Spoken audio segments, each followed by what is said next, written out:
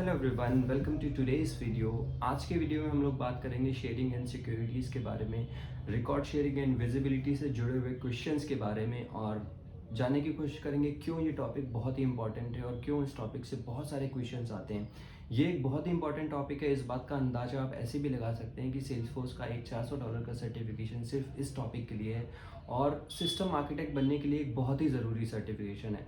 और ना सिर्फ ये सर्टिफिकेशन, इवन एडमिन का सर्टिफिकेशन देने के लिए भी इस टॉपिक पे क्वेश्चंस पता होना, इस टॉपिक के सारे क्वेश्चंस पता होना बहुत ही ज़रूरी होता है। इंटरव्यू के पॉइंट ऑफ व्यू से भी ये बहुत ही इंपॉर्टेंट टॉपिक है, बिकॉज ये आपके फंडामेंटल्स को चेक करता है। अगर आपने इस टॉपिक में मास्टरी हासिल कर ली तो इंटरव्यू ही नहीं, सेल्स फोर्स में काम करना भी आपके लिए बहुत ही आसान हो जाएगा। आपको डेटा और विजिबिलिटी बहुत अच्छे से समझ में आएगी, जो कि बहुत ही ज़रूरी है एक अच्छा सेल्स फोर्स डेवलपर बनने के लिए। तो शुरू करते हैं आज के क्वेश्चंस मिक्स्ड हैं।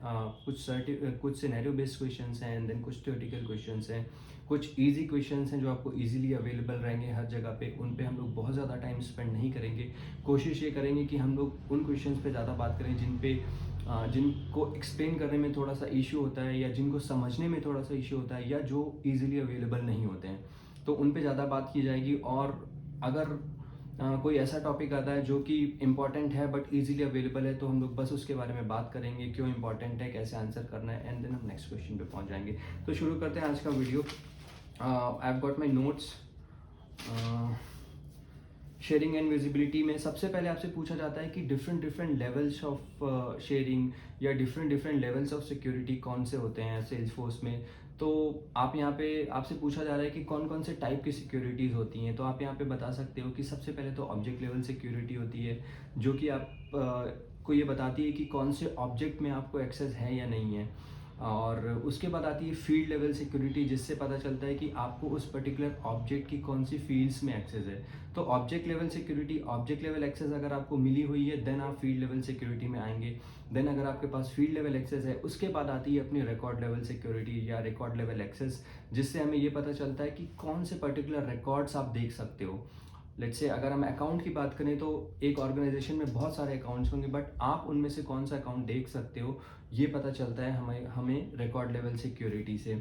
कुछ लोग एक और सिक्योरिटी बोलते हैं ऑर्ग वाइड सिक्योरिटी या ऑर्गेनाइजेशन लेवल सिक्योरिटी, बट वो भी रिकॉर्ड लेवल सिक्योरिटी के अंदर ही आती है और रिकॉर्ड लेवल सिक्योरिटी से ही कवर होता है वो टॉपिक भी। तो आप उसको 3 पार्ट में ही बताएं तो ज़्यादा बेहतर रहेगा। अब इन तीनों पार्ट के अलग अलग टॉपिक्स बन के आते हैं। जो हमारी ऑब्जेक्ट लेवल सिक्योरिटी होती है वो कवर होती है हमारी प्रोफाइल्स एंड परमिशन सेट से, जो कि अपने आप में एक इम्पॉर्टेंट टॉपिक है। प्रोफाइल्स क्या होती हैं? प्रोफाइल्स हमें जब कभी भी हम एक सेल्सफोर्स यूज़र बनाते हैं तो हमें प्रोफाइल प्रोवाइड करनी होती है। उसको विदाउट प्रोफाइल हम सेल्सफोर्स यूज़र नहीं बना सकते। प्रोफाइल सिर्फ और सिर्फ प्रोफाइल बहुत सारी चीज़ें करती है, बट मेन काम प्रोफाइल का ये होता है कि वो आपको ऑब्जेक्ट लेवल एक्सेस देती है, जिससे आप कि डिफरेंट ऑब्जेक्ट्स में different kinds of operation perform कर सकते हैं। क्या आप कोई पर्टिकुलर ऑब्जेक्ट क्रिएट कर सकते हैं, एडिट कर सकते हैं, डिलीट कर सकते हैं, ये सारी चीज़ें हमें ऑब्जेक्ट लेवल सिक्योरिटी से पता चलती हैं। तो ऑब्जेक्ट लेवल सिक्योरिटी का मेन काम होता है आपको ऑब्जेक्ट्स में एक्सेस प्रोवाइड करना, बट इसके अलावा भी बहुत सारी चीज़ें हम प्रोफाइल्स के थ्रू हैंडल करते हैं। और प्रोफाइल्स एक बहुत बड़ा टॉपिक है और इसके अंदर बहुत सारी सिस्टम परमिशंस होती हैं, इसके अंदर बहुत सारी एडमिन परमिशंस होती हैं, इसके अंदर आपको एपेक्स क्लासेस की परमिशन देनी होती है। तो ये अपने आप में एक बहुत बड़ा टॉपिक है। आपको इसको और डिटेल में पढ़ना होगा। अगर आपको इसके बारे में उतना नहीं पता है तो आपको बहुत अच्छे से पढ़ना पड़ेगा।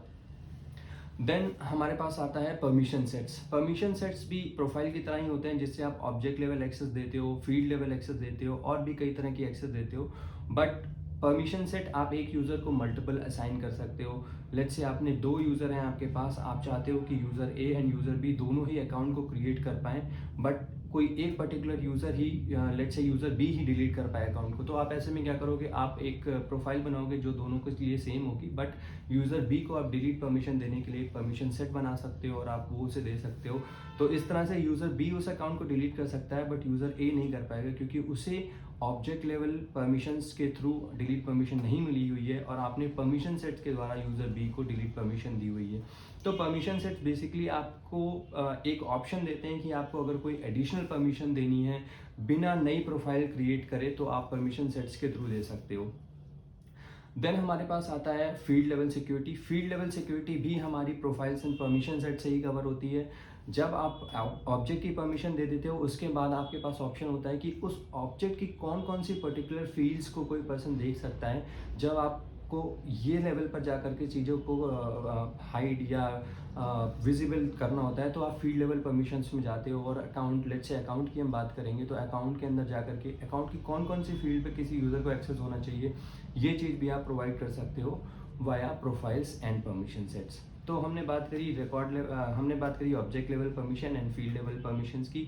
उसके बाद अपनी आती है record level permissions. Record level access के लिए हमारे पास बहुत सारे ऑप्शन होते हैं, बट सबसे पहला ऑप्शन होता है जो कि सबसे बेस ऑप्शन होता है, वो होता है OWD, जिसे हम ऑर्गेनाइजेशन वाइड डिफ़ॉल्ट भी बोलते हैं। इसके थ्रू हम लोग बेस परमिशन सेट करते हैं कि जैसे अगर हम ऑब्जेक्ट की बात करें अकाउंट की, अकाउंट पे हमें कई सारे ऑप्शंस होते हैं OWD सेट करने में। हम उसे प्राइवेट भी कर सकते हैं, हम उसे रीड भी कर सकते हैं, पब्लिक रीड कर सकते हैं, पब्लिक रीड व्यू एडिट भी कर सकते हैं। तो डिपेंड करता है हम क्या कर रहे हैं, उसके बेस पे हमें मतलब कोशिश ये करनी है कि OWD हमारी बेस लेवल पे बिल्कुल रेस्ट्रिक्टेड हो, सो दैट कि कोई भी अनऑथराइज्ड यूज़र एक्सेस ना कर पाए किसी पर्टिकुलर रिकॉर्ड को। देन हमारे पास उसको बढ़ाने के कई सारे ऑप्शन होते हैं। उसके लिए हमारे पास OWD के बाद आता है रोल हायरार्की। रोल हायरार्की के बाद हमारे पास आती हैं sharing rules, manual sharing, apex sharing. तो उसको बढ़ाने के कई सारे ऑप्शंस आते हैं, बट कोशिश करनी है कि हमें OWD हम बिल्कुल बेस सेट करें जो कि रिस्ट्रिक्टेड हो। देन उसको हम इंक्रीज करते जाते हैं sharing depending on different options. तो जो भी मैंने आपको नाम दिए, role hierarchy, sharing rules, manual sharing, ownership, criteria based sharing and apex sharing, ये सारे अपने आप में एक टॉपिक हैं और ये सारे इंपॉर्टेंट इंटरव्यू क्वेश्चंस भी हैं। आपको इन सारों के बारे में पढ़ना है और बहुत ज़्यादा डिटेल में उनके बारे में बात नहीं करेंगे। जैसे जैसे वो टॉपिक आएंगे किसी सिनेरियो में हम उनके बारे में बात करेंगे। देन हमारे पास आता है एक बहुत ही इंपॉर्टेंट टॉपिक है इम्प्लिसिट शेयरिंग। क्या होती है? सी, इम्प्लिसिट शेयरिंग होती है जो सेल्सफोर्स बाय डिफॉल्ट प्रोवाइड करता है। इसका मतलब ये होता है कि इसे हम कहीं से भी टर्न ऑन या ऑफ नहीं कर सकते, ये बाय डिफॉल्ट सेल्सफोर्स प्रोवाइड करता है। दो टाइप की होती है, एक होती है पेरेंट इम्प्लिसिट शेयरिंग एंड एक होती है child implicit sharing.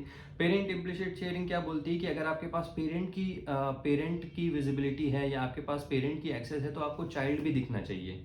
Let's say अगर आप अकाउंट देख सकते हैं तो उसके जो चाइल्ड हैं वो भी आपको दिखने चाहिए, आपको कॉन्टैक्ट भी दिखना चाहिए। चाइल्ड इम्प्लिसिट शेयरिंग क्या बोलती है कि अगर आपके पास चाइल्ड की परमिशन है तो आपको पेरेंट भी दिखना चाहिए। यहाँ पे हम जब भी शेयरिंग की बात करेंगे या रिकॉर्ड लेवल एक्सेस की बात करेंगे तो हम बात करेंगे कि विजिबिलिटी।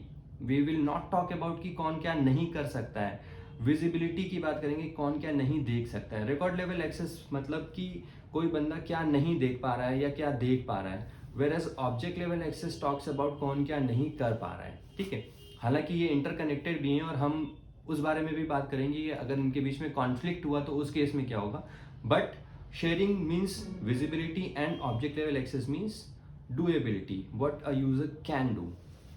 ऑलराइट, तो इम्प्लिसिट शेयरिंग हो गई दो टाइप की आपकी, एक हो गई पेरेंट, एक हो गई चाइल्ड। पेरेंट का मतलब अगर आपको अकाउंट दिख रहा है तो चाइल्ड भी दिखना चाहिए। चाइल्ड का मतलब अगर आपको कॉन्टैक्ट दिख रहा है तो आपको अकाउंट भी दिखना चाहिए। That's it. ऑलराइट, उसके बाद एक बहुत ही सिंपल सा क्वेश्चन बनता है, what is the difference between Q and public group. देखो ये टॉपिक इसलिए आया है यहाँ पे क्योंकि पब्लिक ग्रुप भी यूज होता है विजिबिलिटी को एक्सटेंड करने में। आपको कोई पर्टिकुलर रिकॉर्ड किसी मल्टीपल यूजर्स के साथ शेयर करना है तो आप उन यूजर्स का एक ग्रुप बनाओगे और आप उन ग्रुप में वो सारे यूजर्स डालोगे एंड देन वो शेयर कर दोगे उसके साथ। तो क्यू जो होता है वो ओनरशिप पर्पस के लिए यूज होता है और पब्लिक ग्रुप जो होता है वो शेयरिंग पर्पस के लिए यूज होता है। आप इनको इंटरचेंजेबली यूज नहीं कर सकते हो। क्यू होता है ओनरशिप के लिए, अगर आपको किसी चीज की ओनरशिप देनी है तो आप या तो किसी यूजर को दोगे, जैसे आपका कोई पर्टिकुलर केस है तो केस का कोई ओनर हो सकता है, या तो वो एक यूजर होगा, या फिर अगर यूजर नहीं है तो क्यू है हो सकता है। क्यू के अंदर भी आप मल्टीपल यूजर डालते हैं, आप पब्लिक ग्रुप के अंदर भी मल्टीपल यूजर्स डालते हैं, बट क्यू का काम होता है ओनरशिप हैंडल करना, पब्लिक ग्रुप का काम होता है विजिबिलिटी को एक्सटेंड करना। यही इनके बीच में डिफरेंस होता है। पब्लिक ग्रुप आप किसी भी ऑब्जेक्ट में बना सकते हो, बट क्यू आप किसी भी ऑब्जेक्ट में नहीं बना सकते हो। हर ऑब्जेक्ट में आप क्यू नहीं बना सकते हो। जहाँ पे ओनर का ऑप्शन आता है वहां पे ही बन सकता है, जहाँ हर ऑब्जेक्ट में आपके पास क्यू बनाने का ऑप्शन नहीं आता। पब्लिक ग्रुप की खास बात यह है कि पब्लिक ग्रुप के अंदर भी आप पब्लिक ग्रुप ऐड कर सकते हो। तो ऐसा भी हो सकता है कि आपका ए पब्लिक ग्रुप बी के अंदर है, बी पब्लिक ग्रुप सी के अंदर है, बट कोशिश ये करनी है कि बहुत ज़्यादा नेस्टेड पब्लिक ग्रुप्स ना हो, क्योंकि जब कभी भी आप शेयरिंग एक्सटेंड करते हो तो शेयरिंग रिकैलकुलेट होती है। रिकैलकुलेट होने में अगर वो बहुत सारे नेस्टेड लेवल्स होते हैं तो 5 से ज़्यादा नेस्टेड लेवल होने पे क्या होता है, आपकी परफॉर्मेंस बहुत गिर जाती है, आप बहुत ज़्यादा टाइम लगता है रिकैलकुलेट करने में। तो आप कोशिश ये करना कि नेस्टेड पब्लिक ग्रुप्स जितने हो सके आप अवॉइड करो, अगर है भी तो 5 से ज़्यादा तो होने ही नहीं चाहिए। ऑलराइट, देन एक बहुत इंपॉर्टेंट क्वेश्चन आता है, what is SQ, data SQ और ओनरशिप एसक्यू। एसक्यू क्या होता है, जब कभी भी डेटा एसक्यू के बारे में बात करेंगे, जब कभी भी किसी ऑब्जेक्ट के पास लेट्स से एक अकाउंट है, उसके बहुत सारे चाइल्ड होते हैं, लेट्स से उसके मोर देन 10,000 चाइल्ड रिकॉर्ड्स हो जाते हैं, तो क्या होती है आपकी सेल्सफोर्स की परफॉर्मेंस बहुत डिक्रीज हो जाती है, क्योंकि डेटा एसक्यू का इशू होने लग जाता है ऐसे टाइम पे। ओनरशिप एसक्यू भी सिंपल है, अगर आपका कोई एक ओनर है जो बहुत सारे रिकॉर्ड ओन करता है, लेट्स से वो 10,000 अकाउंट्स ओन करता है, जब कभी भी ये नंबर 10,000 से ऊपर जाता है तो आपकी परफॉर्मेंस सेल्सफोर्स और की बहुत गिर जाती है, क्योंकि ये ओनरशिप एसक्यू का इशू होने लगता है। तो आपसे कभी कभी इंटरव्यू में डायरेक्टली पूछा जा सकता है व्हाट इज डेटा एसक्यू या what is ownership skew, what you can do to avoid it. तो अवॉइड करने के लिए सिर्फ ये किया जा सकता है कि भाई हम ये चेक करते हैं कि किसी भी मतलब यूजर को हम बहुत ऐसा कोई डिफॉल्ट यूजर पहली बात तो बना ही मत जो रिकॉर्ड ओनरशिप के लिए यूज होता हो। डिफॉल्ट ओनर को आप कुछ भी असाइन मत करते नहीं, क्योंकि क्या होगा कि आपको पता भी नहीं चलेगा, चीज़ें असाइन होती रहेंगी। जैसे आपने लेट्स से केस के लिए कोई डिफॉल्ट ओनर बना दिया, अब उसको केस असाइन होते रहेंगे, अगर आपने चेक नहीं किया तो एक टाइम पे वो 10,000 के ऊपर हो ही जाएंगे। तो अगर कोई डिफॉल्ट ओनर है तो कुछ ना कुछ असाइनमेंट मैकेनिज्म आप चलाइए उस पर, या उसको मॉनिटर करते रहिए, बट मेक श्योर कि उसके पास इतने ज़्यादा रिकॉर्ड ना हो, क्योंकि हमेशा परफॉर्मेंस का इशू आएगा अगर जब कभी भी हुए।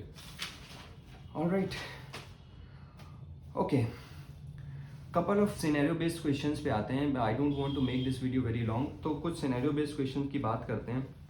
सबसे ज़रूरी सिनेरियो बेस्ड क्वेश्चन यही होता है कि जब कभी भी object level access and record level access में कॉन्फ्लिक्ट होता है तो फिर कौन सी चीज़ मानी जाती है या क्या होता है। एग्जाम्पल देता हूँ आपको। अकाउंट ऑब्जेक्ट है, एक यूज़र को आपके पास दो यूज़र हैं, user A and user B. User B जो है उसको आपने ऑब्जेक्ट में, अकाउंट ऑब्जेक्ट में रीड एंड एडिट दोनों परमिशन दे रखी है। वो एडिट भी कर सकता है, वो रीड भी कर सकता है। यूज़र ए भी एडिट भी कर सकता है, रीड भी कर सकता है। अब यूज़र ए किसी रिकॉर्ड पे काम कर रहा था, उसने वो रिकॉर्ड मैनुअली शेयर किया यूज़र बी को, ठीक है, बट उसने सिर्फ और सिर्फ रीड परमिशन दी। शेयर करते हुए, मैनुअल शेयर करते हुए उसने सिर्फ रीड परमिशन दी। ऑल्दो यूज़र बी के पास क्रिएट और एडिट दोनों परमिशन है, रीड और एडिट दोनों परमिशन है, बट क्या वो एडिट कर पाएगा उस पर्टिकुलर रिकॉर्ड को जिस पे यूज़र ए काम कर रहा था? जी नहीं। जब कभी भी कॉन्फ्लिक्ट होता है रिकॉर्ड लेवल और ऑब्जेक्ट लेवल एक्सेस के बीच में, तो सेल्सफोर्स हमेशा रिस्ट्रिक्टेड वाली चीज के पास जाता है, जो चीज रिस्ट्रिक्ट करा रही हो। यहाँ पे शेयरिंग, मैनुअल शेयरिंग ने आपको रिस्ट्रिक्ट किया है कि आप सिर्फ रीड कर सकते हो, तो यूजर बी सिर्फ रीड कर पाएगा, वो एडिट नहीं कर पाएगा, भले ही उसे प्रोफाइल से एडिट परमिशन मिली हुई हो। सिमिलरली लेट्स से ऑब्जेक्ट में यूजर बी को एडिट परमिशन नहीं है, यहाँ से यूजर ए उसको शेयर करता है रिकॉर्ड, सेम अकाउंट शेयर करता है, बट वो रीड और एडिट दोनों देता है। यहाँ से एडिट भी हमने दिया है, बट उसके बाद भी वो एडिट नहीं कर पाएगा क्योंकि उसके पास प्रोफाइल में ही वो परमिशन नहीं है, तो यहाँ पे प्रोफाइल रेस्ट्रिक्ट करेगा। तो आपको ये याद रखना है, जब कभी भी रिकॉर्ड लेवल और ऑब्जेक्ट लेवल एक्सेस के बीच में कॉन्फ्लिक्ट होता है तो सेल्सफोर्स सुनता किसकी है? जो रेस्ट्रिक्ट कर रहा होता है। हमेशा आपको ये चीज याद रखनी है। Alright, I hope this question is clear. अगर नहीं हुआ हो तो आप कमेंट बॉक्स में मुझे मैसेज कर सकते हैं या लिंक्डइन पे मुझे मैसेज कर सकते हैं, मैं अच्छे से एक्सप्लेन कर दूंगा। ओके, एक क्वेश्चन है,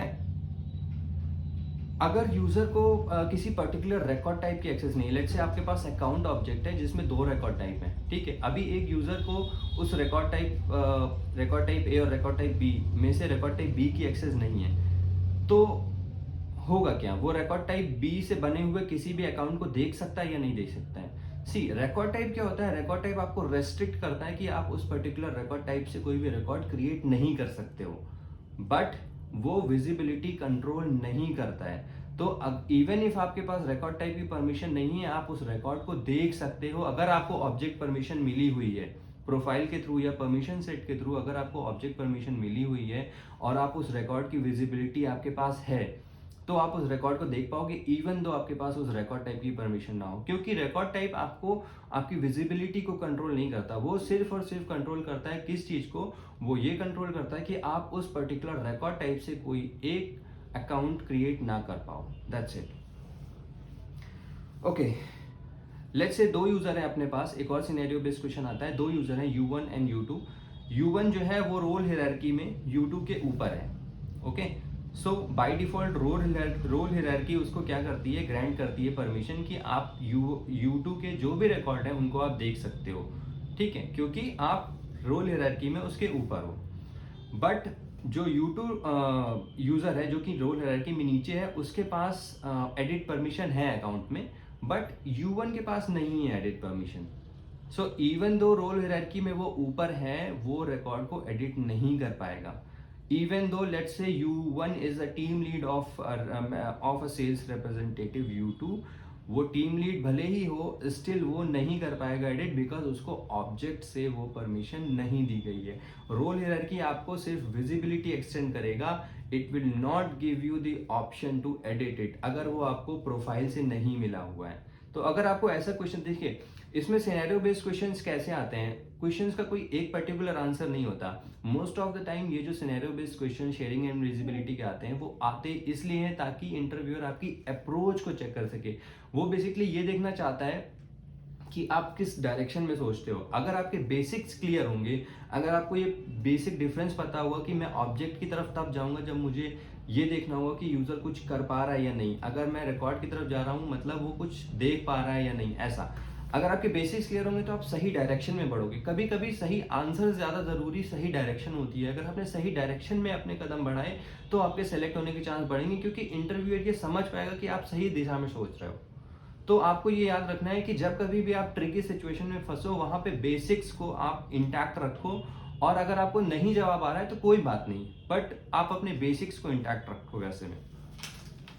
ओके, अब एक क्वेश्चन आता है कि सर शेयर बटन विजिबल नहीं है पेज में, शेयर बटन जो है वो पेज लेआउट पे विजिबल ही नहीं है, और क्या किया जा सकता है, मतलब क्यों विजिबल नहीं है वो आपसे पूछेगा। तो आप देखो, शेयर ऑप्शन तभी अवेलेबल होगा जब आपकी जो OWD है वो मतलब पब्लिक रीड एडिट ना हो। अगर आपकी OWD पब्लिक रीड राइट हुई तो आपको शेयर की जरूरत ही नहीं है, क्योंकि फिर तो ऑर्गेनाइजेशन में कोई भी बंदा उस रिकॉर्ड को एडिट कर सकता है, क्योंकि वो पब्लिकली रीड राइट है। तो अगर पब्लिक रीड राइट OWD है तो फिर वो शेयर बटन आएगा ही नहीं, आपके पास वो ऑप्शन ही नहीं आएगा। अब ऐसा क्वेश्चन अगर आपके पास आता है तो आपको क्या करना है, आपको सबसे पहले पूछना है कि सर मैं सबसे पहले तो पेज लेआउट चेक करूंगा कि जाकर के कि पेज लेआउट में बटन है या नहीं। मैं जाकर के OWD भी चेक करूंगा, अगर वो पब्लिक रीड राइट है तो मुझे और कुछ चेक करने की जरूरत नहीं है। अब वो बोलेगा नहीं पब्लिक रीड राइट भी नहीं है, तो फिर आप देखोगे पेज लेआउट, फिर आप देखोगे कि अलग अलग रिकॉर्ड टाइप तो नहीं है, फिर आप देखोगे कि उस बंदे को सारे रिकॉर्ड टाइप की परमिशन है कि नहीं है। मतलब जैसे जैसे आपको क्लैरिफिकेशन आंसर मिलते जाएंगे वैसे वैसे आप उसको अपनी डायरेक्शन और अप्रोच चेंज करके दिखाते जाओगे। ओके, एक क्वेश्चन आता है कि सर ये है कि आप मेरे को ये बताओ कि FLS जो है उस बंदे का उस फील्ड में FLS नहीं दे रखा है। लेट्स से कॉन्टैक्ट में ईमेल फील्ड है, मैं वो FLS नहीं दे रखा है मैंने, मतलब फील्ड परमिशन नहीं है उस पर्टिकुलर फील्ड की। बट अगर वो ईमेल आईडी के थ्रू सर्च करता है पर्टिकुलर अकाउंट को, पर्टिकुलर कॉन्टैक्ट को, तो क्या वो कॉन्टैक्ट आएगा। देखो सर्च क्या होता है कि सर्च जो होती है, आपने लेट्स से abc@gmail.com करके सर्च किया, आपको ईमेल फील्ड की एक्सेस नहीं थी कॉन्टैक्ट में, उसके बाद भी उस ईमेल आईडी से जुड़ा हुआ जो कॉन्टैक्ट होगा वो आपको सर्च रिजल्ट में दिखा देगा, भले ही आपके पास ईमेल फील्ड की विजिबिलिटी ना हो। वो ईमेल फील्ड आपको नहीं दिखेगी लिस्ट व्यू में, ईमेल फील्ड तभी भी नहीं दिखेगी, बट उसका रिजल्ट क्या आएगा वो दिखा देगा, क्योंकि जो सर्च होती है वो FLS को नहीं देखेगी उस टाइम पे, वो आपको रिजल्ट ला के दे देगी, विजिबिलिटी आपको तभी भी नहीं होगी। ओके, तो सी इंटरव्यू में कभी कभी मतलब ऊट पटांग के क्वेश्चंस भी पूछे जा सकते हैं, वो सिर्फ और सिर्फ आपके बेसिक चेक करने के लिए होते हैं। जब रियल टाइम ऐसा सिनेरियो आता है तो आपके पास इनफ टाइम होता है, इनफ सिनेरियोज होते हैं, आप इनफ डेटा बना करके कुछ भी चेक कर सकते हो, कुछ भी चेंज कर सकते हो। बट इंटरव्यू में आपको सामने बताना होता है, तो आपको उस टाइम पे बेसिक को सही रखते हुए आंसर देना होगा। भले ही वो आंसर में भी गलत भी हो, आप ऐसे भी बोल सकते हो कि सर मैंने इस सिचुएशन में काम नहीं किया, मुझे ये सिनेरियो नहीं पता, बट मुझे ऐसा लगता है कि इसमें ऐसा होना चाहिए। हो सकता है आप ऐसा बोल दो कि सर फिर तो नहीं है, सर्च होना चाहिए, इट्स ओके। बट आप ये जरूर बताना कि आप अगर ऐसा बोल रहे हो तो उसके पीछे बेसिक क्या है, आप बेस क्या लगा करके बोल रहे हो। Okay okay. एक क्वेश्चन है कि यूजर ए है, वो बी का डेटा देख पा रहे हैं, बट यूजर बी है वो ए का डेटा नहीं देख पा रहा है। ठीक है, बहुत ही बेसिक क्वेश्चन है, तो क्या रीजन हो सकता है। अब ऐसे जो क्वेश्चन होते हैं ना, ये क्वेश्चन कोई स्ट्रेट फॉरवर्ड क्वेश्चन नहीं होते। ये क्वेश्चन ऐसे होते हैं कि आप इंटरव्यूअर से क्रॉस क्वेश्चनिंग करो कि ओके, सो वो पूछेगा कि इशू क्या हो सकता है, क्यों ऐसा हो रहा है कि ए तो देख पा रहा है बी के, बट बी नहीं देख पा रहा है ए के। तो आपको क्रॉस क्वेश्चन करने हैं। अब पहला डायरेक्शन आपको कहाँ से मिलेगा, आप सोचोगे ए देख पा रहा है बी नहीं देख पा रहा है, मतलब विजिबिलिटी से जुड़ा हुआ इशू है। लेट्स से अभी ऑब्जेक्ट को मैं साइड करता हूँ, मैं रिकॉर्ड लेवल एक्सेस में आता हूँ। आप बोलोगे कि सर OWD क्या है। अब OWD ऑब्वियस सी बात है कि रीड नहीं होगी, पब्लिक रीड नहीं होगी, क्योंकि बी नहीं देख पा रहा है। ठीक है, तो वो OWD बोलेगा कि प्राइवेट है। फिर आप बोलोगे सर रोल हायरार्की में कौन ऊपर है, आप बोलोगे कि लेट्स से दोनों सेम लेवल पे हैं। ठीक है, अगर रोल हायरार्की में ए ऊपर है बी के, तो वहां से ही आपको आंसर मिल जाएगा कि because of the role hierarchy A is able to see B data. B जो क्योंकि नीचे है रोल हायरार्की में, तो वो ए का डेटा बाय डिफॉल्ट नहीं दिख पाएगा, क्योंकि OWD प्राइवेट है। अगर वो बोलता है नहीं भाई दोनों ही सेम लेवल पे हैं, अब बताओ, उसके बाद आप पढ़ोगे कि भाई अब OWD चला गया, रोल हायरार्की चला गया, अब हमें ऊपर के ऑप्शन देखने हैं। तो अब आप जाओगे शेयरिंग रूल पे कि सर हो सकता है शेयरिंग रूल हो सकता है कोई शेयरिंग रूल बनाओ। वो बोलेगा नहीं भाई कोई शेयरिंग रूल भी नहीं है। तो फिर आप ऊपर बढ़ोगे, आप बोलोगे कि सर हो सकता है ए ने मैनुअली शेयर कर रखे हो अपने रिकॉर्ड्स बी को। तो वो बोलेगा कि यार ए के पास बहुत सारे रिकॉर्ड हैं, अभी वो कितने रिकॉर्ड को मैनुअली शेयर करता फिरेगा, कि क्योंकि मैनुअल शेयरिंग की एक लिमिटेशन होती है कि आपको एक साथ सारे रिकॉर्ड शेयर करने का ऑप्शन नहीं आता है, आपको पिक करके शेयर करने होते हैं। तो बोलेगा यार ये तो बहुत टीडियस है, ऐसा तो वो नहीं करेगा, ये भी नहीं हो सकता। फिर आप बोलोगे ओके, फिर हो सकता है कि कुछ ओनर बेस्ड शेयरिंग लगा रखी हो, कोई क्राइटेरिया बेस्ड शेयरिंग लगा रखी हो। वो बोलेगा नहीं ऐसा कुछ भी नहीं। फिर आप बोलोगे कि हो सकता है एपेक्स शेयरिंग हो, एपेक्स शेयरिंग के थ्रू उसको मिल रखा हो, आपने डिक्लेरेटिव टूल की जगह आपने कोड का इस्तेमाल करके उसको कर रखा हो। तो ये बहुत सारे तरीके होते हैं ऐसे क्वेश्चंस को टैकल करने का और अपनी डायरेक्शंस देने का कि मैं इस डायरेक्शन में सोच रहा हूँ। और आप उससे पूछ भी सकते हो कि क्या मैं सही डायरेक्शन में जा रहा हूँ, I mean are we good so far, ऐसे करके आप पूछ भी सकते हो। ऐसा ज़रूरी नहीं है कि आप बस एक तरफ से बोलते जा रहे हो, सामने से कोई रिस्पॉन्स नहीं आ रहा, आप रिस्पॉन्स के लिए भी प्रॉप कर सकते हो। तो ऐसे करा जाता है। एक क्वेश्चन बनता है कि यार दो यूजर थे अपने ए और बी, अभी ए काम कर रहा था किसी अकाउंट पे, उसने वो अकाउंट शेयर किया बी यूजर के साथ, अभी बी उस पर काम करने लगा। ठीक है, ए ही ओनर था उसका, बट उसने मैनुअली शेयर कर दिया बी के साथ। अब ए ने ऑर्गेनाइजेशन ही छोड़ दिया, ए ऑर्गेनाइजेशन छोड़ के चला गया, तो उस मैनुअल शेयरिंग का क्या होगा, अब बी उस पर कैसे काम कर पाएगा। कुछ बंदे इसमें बोलेंगे कि नहीं सर वो तो बी को शेयर कर दिया था, तो फिर वो बी भी कर पाएगा। कुछ बोलेंगे नहीं सर मैनुअल शेयरिंग तो वहाँ पे खत्म हो जाएगी। आपको पता होना चाहिए कि अगर मैनुअल शेयरिंग जो होती है, मैनुअल शेयरिंग में ओनरशिप अगर चेंज होती है, तो फिर वो मैनुअल शेयरिंग खत्म हो जाती है, बी एक्सेस नहीं कर पाएगा अनलेस उससे दोबारा ना शेयर किया जाए। ए जैसे ही छोड़कर चला जाएगा, वो रिकॉर्ड का ओनर चेंज होगा या जो भी आप करते हो, या वही ओनर रहेगा, एक्टिवेट बाद में डीएक्टिवेट करते हो, मैनुअल शेयरिंग खत्म हो जाएगी जैसे ही आप ओनरशिप चेंज करते हो। ठीक है, ऑल राइट। एक क्वेश्चन थ्योरेटिकल क्वेश्चन है बट बहुत ही इंपॉर्टेंट है, with sharing and without sharing. With sharing and without sharing के बहुत ही इंपॉर्टेंट क्वेश्चन इसलिए बनते हैं क्योंकि ये डेवलपर्स के लिए भी बहुत ही इंपॉर्टेंट क्वेश्चन बन जाता है कि भाई with sharing and without sharing होता क्या है। देखिए विद शेयरिंग मतलब कि ये कीवर्ड है जो कि आप क्लास में लगाते हो। इससे क्या होता है कि आपके क्लास के अंदर जो मेथड्स लिखे हुए हैं वो शेयरिंग रूल को इन्फोर्स करेंगे, शेयरिंग सेटिंग्स को वो रिस्पेक्ट करेंगे, विद शेयरिंग लेकर के चलेंगे। वो चेक करेंगे कि कौन से यूज़र को कौन सी शेयर होने चाहिए। लेट्स से कॉन्टैक्ट लिस्ट आप डिस्प्ले करा रहे हो लाइटनिंग वेब कंपोनेंट से, ठीक है, तो किस यूज़र को कौन से कॉन्टैक्ट दिखने चाहिए वो वही दिखाएगा अगर आपने विद शेयरिंग कर रखा है। अगर आपने विदाउट शेयरिंग कर रखा है तो इररेस्पेक्टिव वो फिर वो शेयरिंग रूल को रेस्ट्रिक्ट नहीं करेगा, वो शेयरिंग रूल कुछ नहीं देखेगा, वो तो भाई सब उठा के दे देगा। ठीक है, तो आपको देख के चलना है कि यूज़ केस क्या है आपका, कहाँ पे आपको विद शेयरिंग यूज़ करनी है, कहाँ पे आपको विदाउट शेयरिंग यूज़ करनी है। और ये कॉन्सेप्ट और भी ट्रिकी तब हो जाता है जब यहाँ पे इनर क्लास ले आते हैं कि भाई ऊपर वाली विदाउट शेयरिंग है, नीचे वाली विद शेयरिंग है, तो क्लास की ओवरऑल शेयरिंग क्या होगी।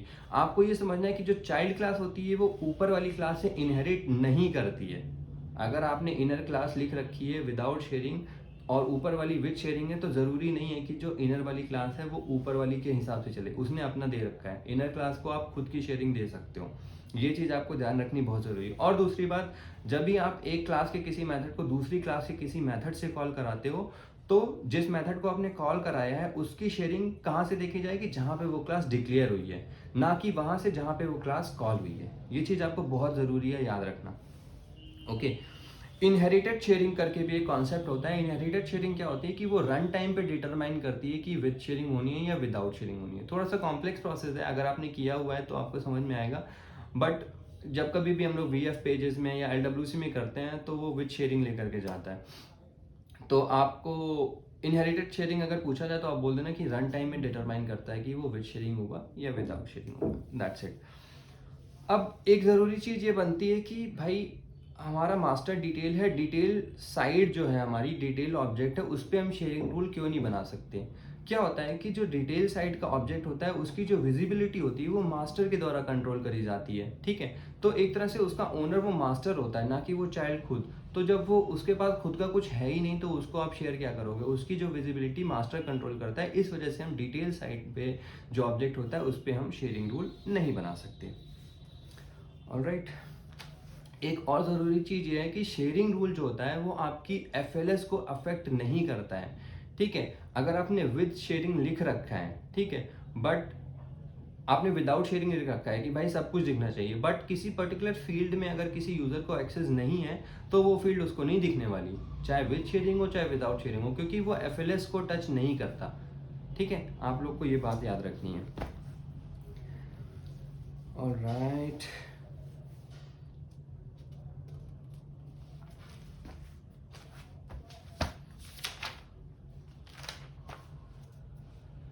ओके, एक बहुत ही ज़रूरी क्वेश्चन बनता है कि what is view all and what is modify all permission. See, ये दोनों परमिशंस एक तरह से सिस्टम परमिशंस होती हैं।